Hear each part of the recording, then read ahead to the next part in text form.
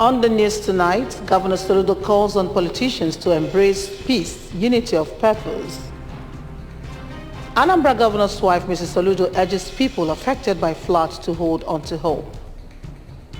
NAFDAC Director General Professor Adeyeye assures customers of efficient services. Australia and Japan move to strengthen military cooperation. Before the news in detail, here is a special message. Governor Chukwuma Soludo has come for a total turnaround maintenance of the Anambra State economy and promotion of core Igbo values. Let us give him maximum support for the task ahead. Good evening. Welcome to the news. My name is Maureen Stone Enujoke. Governor Chukwuma Soludo has harped on the need for people to live a life of peace and love. Governor Soludo made the emphasis at St. Teresa's Catholic Church Enugu, Njikoka Council during funeral service of late Boniface Nwankwo's funeral service. Government House correspondent Valentine Badoya filed this report. Late Boniface Nwankwo was the father of Honorable Dozie Nwankwo, the representative of Njikok and Dunukofia Federal Constituency at the National Assembly. Addressing the congregation, Governor Soludo remarked that death is a necessary end for all and stressed the need for people to live a life of purpose and uprightness. Governor Soludo said that the patriarch is a man of peace and called on politicians to be peaceful in their dealings as Anambra is a peace-loving state. He urged the family to take solace in the fact that their father lived a fulfilled life and advised them to emulate his legacy.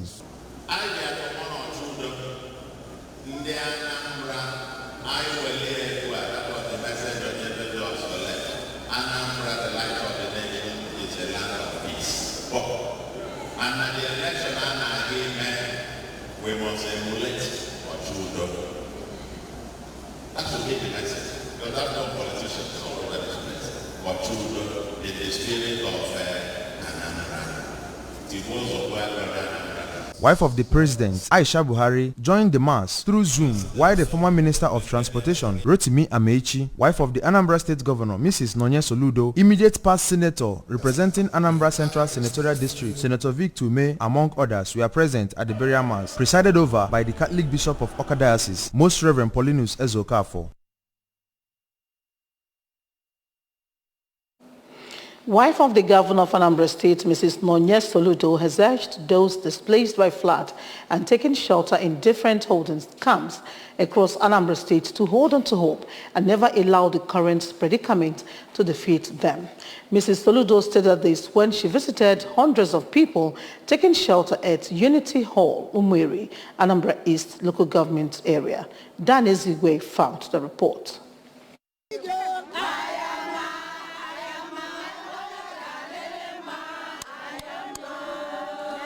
Addressing occupants of the center shortly after inspecting each of the camp's departments, Mrs. Soludo explained that she understood their present hardships but urged them to stick to hope. She reassured them of every support they need while still at the center, adding that the government is doing everything to ensure their welfare. She also laid emphasis on special care for pregnant and nursing women, children and the elderly, and asked them to always sleep under mosquito nets which were given to them. She also commended those lending humanitarian services at the center, including officials of World Health Organization WHO and Anambra State Ministry of Health, among others, and asked them to take hygiene seriously and monitor the health statuses of people in the camps to avoid any health emergency. So please, everybody should come to their help. And to my sisters and brothers living here, I beg them to hold on to faith. It's well. This one too shall pass. The Commissioner for Health, Dr. Afam Obidike, in an interview, said that the governor's wife's visit has rekindled the hope of the people in the center, providing them with both material and emotional support through the difficult time. Dr. Obidike also said that the state government has been doing a lot to ensure that those in the camp are well taken care of, with adequate food and medical provisions already provided for them. Excited and happy to see the wife of the governor coming to give them some relief materials and also some support, and that emotional and financial is very bad. You see, it has given their spirit. Not as much as they are disgraced, but you can see they are very happy to be here. Mrs. Soludo visited the center with food, medical aid, and gave pregnant women med packs to help both their hygiene and sanitary conditions. From the Unity Hall Holding Center, Umweri, in Anambra East local government area, Daniel Ezigwe, ABS News. Its House of Assembly has passed a resolution urging Governor Chukwuma Soludo to implement the already existing laws of the state as it relates to the autonomy of the judiciary and legislative arms of the government. The resolution was sequel to a motion sponsored to that effect by the member representing Ekusigo constituency, Honorable Onyebuchi Ofo, during plenary. House of Assembly correspondent Chukwemeka Modilim now reports. The House urged Governor Soludo to, within the next 2 weeks, set up the State Accounts Allocation Committee in compliance with Section 15 of Funds Management Law. The House also directed the Speaker of the House, Right Honorable Uche Okafor, to subject to Section 6 of the Anambra State House of Assembly Services Commission Law in consonance with the principal officers within 5 days, constitute and forward immediately names of not more than 7 would-be members of the Anambra State House of Assembly Service Commission to Governor Soludo. Explaining the motion, Honorable Ofo maintained that implementation of the laws would encourage checks and balances within the 3 arms of government and enable the judiciary to discharge their duties without fear or favor. The governor is a human being like all of us. Because I know that every day he streets a lot of fights. Many fights has become unstable in hundreds. If I were to say, I would say that maybe it escaped his mind to implement all those laws. So I'm standing up here today just to beg the whole house for me to remind our executive governor. He is a legislative and friendly governor to help us to implement those laws which have been signed. Virtually all members of the House that attended the plenary spoke in favor of the motion, while Speaker of the House, Right Honorable Uche Okafor, read out the resolution which was supported by the lawmakers through voice vote. Calling on the Governor of Anambra State, His Excellency Professor C.C. Soludo, to, as a matter of urgency, implement the already existing laws of the state as it relates to the autonomy of the judiciary and legislative arm of the government.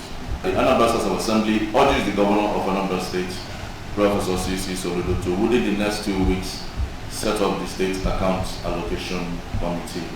Those in support say aye. Aye. Those against say nay. The ayes have it.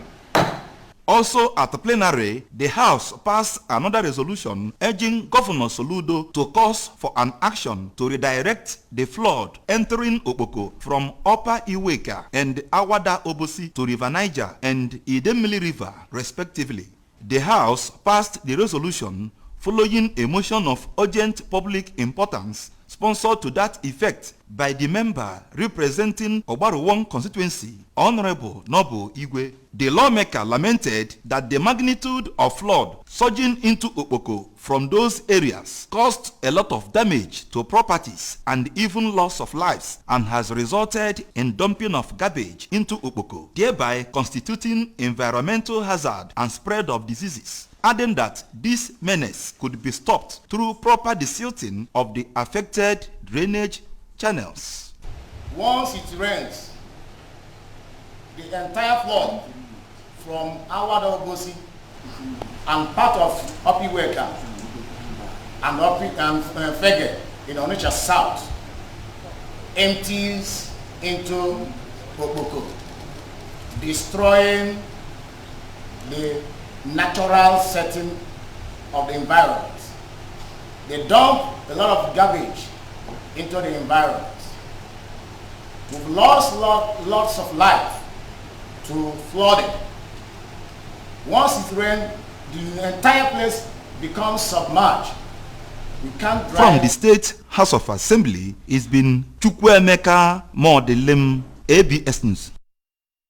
To support the efforts of the Anambra State government in alleviating the plight of flood-affected persons, the International Bureaus PLC have presented food items worth about 5 million naira to flood-affected persons in Obaru local government area. The items were received by the local government chairman, Mr. Pascal Anebuna, at one of the internally displaced persons camp, housing over 200 persons. Correspondent Faith Onyemuche filed the report. Present at the camp were the flood committee chairman of Obaru local government area, Mr. Ben Wasike, members of State Emergency Management Agency, some of the community stakeholders, Sir Somto Udeze and Noble Igwe, among others. Presenting the items, the plant manager, International Brewers PLC, Onitsha plant, Mr. Fidelis Igwe, stated that the relief material is a way of reciprocating the friendly accommodation from the area within the past years, adding that they will ensure that the materials are evenly distributed among the affected persons. We understand the situation that the community is going through, and as the host community of our company, so we have decided to come and support in our own little way.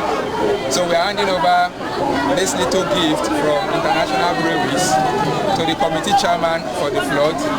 So he wants to believe that this will help the community people to recover from this devastation. We understand that this will not be enough, but this is what we are using to support, and we pray that the flood situation comes down and the people can return to their normal life. Receiving the items, the Transition Committee Chairman of Obaro Local Government Area, Mr. Anebuna, appreciated the International Brewers PLC for the show of love in this critical time.